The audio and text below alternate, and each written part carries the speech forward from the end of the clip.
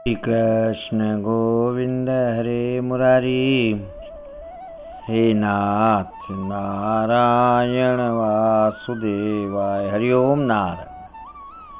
सूत्र 5 अष्टावक्र गीता प्रकरण 4 सूत्र 5। अनुवाद। ब्रह्मा से चींटी पर्यंत 4 प्रकार के जीवों के समूह में ज्ञानी की ही इच्छा और अनिच्छा को रोकने में सामर्थ्य है। व्याख्या पढ़ते हैं। जिस प्रकार ज्ञानी एवं अज्ञानी के कार्यों एवं व्यवहार में भिन्नता दिखाई देती है, उसी प्रकार ज्ञानियों तथा अज्ञानियों द्वारा निर्मित शास्त्रों में भी भिन्नताएं दिखाई देती हैं। भिन्नता दिखाई देती है। सभी ज्ञानियों की एक ही दृष्टि होती है, किंतु अज्ञानियों में सभी की दृष्टि अलग अलग भिन्न भिन्न होती है। दादू ने कहा है, जे पहुंचे ते कह गए, तिनकी एक के बात, सबय सयाने एक मत, उनकी एक के जात। ज्ञानी के कोई संप्रदाय नहीं होते, उनकी कोई जाति नहीं होती, उनमें मतभेद नहीं होता, सिद्धांतों एवं कार्यों में भिन्नता नहीं होती। वे सभी एक ही बात कहते हैं। जो सत्य है वही कहते हैं। असत्य अनेक प्रकार के होते हैं, किंतु सत्य एक ही प्रकार का होता है। एक बार एक न्यायाधीश ने 10 गवाह बुलाए। वकील 10 ही सूफी पकड़कर ले गया। न्यायाधीश ने कहा कि मैं इन सूफियों को एक ही गवाह मानूंगा, क्योंकि सभी सूफी एक ही बात कहते हैं, अतः यह एक ही गवाह हुआ। 9 कोई दूसरे ले आओ।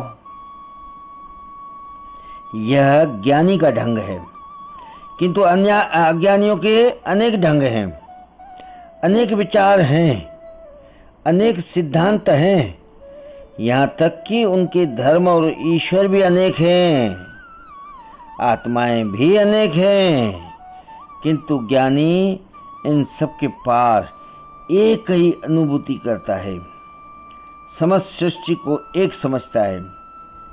कुछ अज्ञानी कहते हैं कि इच्छाएं छोड़ो,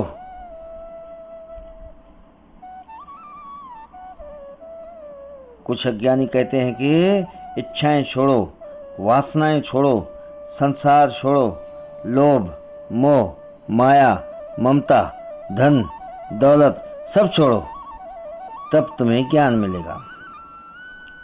वे छोड़ने को पाने का नियम मानते हैं, किंतु ज्ञानी जनक जी कहते हैं कि ब्रह्मा से लेकर चींटी पर्यंत 4 प्रकार के जीव समूहों में कोई भी अपनी इच्छा को अनिच्छा को रोकने में समर्थ नहीं है।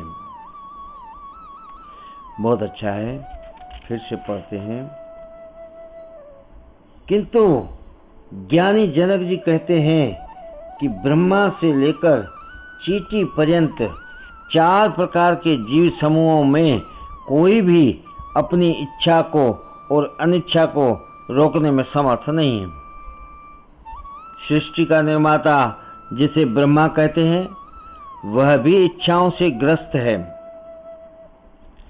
सृष्टि निर्माण की उसकी भी इच्छा है।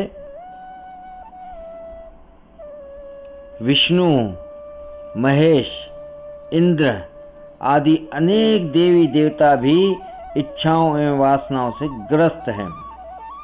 फिर मनुष्य, पशु पक्षी, जीव जंतु अपनी इच्छाएं कैसे छोड़ सकते हैं? फिर मनुष्य, पशु पक्षी, जीव जंतु अपनी इच्छाएं कैसे छोड़ सकते हैं? इन सब में केवल आत्मज्ञानी ही नहीं, फिर से पढ़ते हैं, इन सब में केवल आत्मज्ञानी ही इन इच्छाओं और अनिच्छाओं दोनों को रोकने में समर्थ है। रोकने में समर्थ है, अन्य कोई नहीं। इसलिए छोड़ने से ज्ञान होता, बल्कि ज्ञानावस्था में जब सत्य का बोध हो जाता है तो असार है वह अपने आप छूट जाता है। छोड़ना नहीं पड़ता, छोड़ना नहीं पड़ता।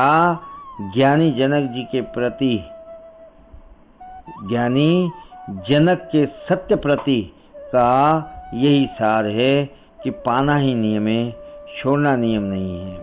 क्या छोड़ना है और क्या ग्रहण करना है, यह ज्ञानी विवेक से निर्धारित करता है।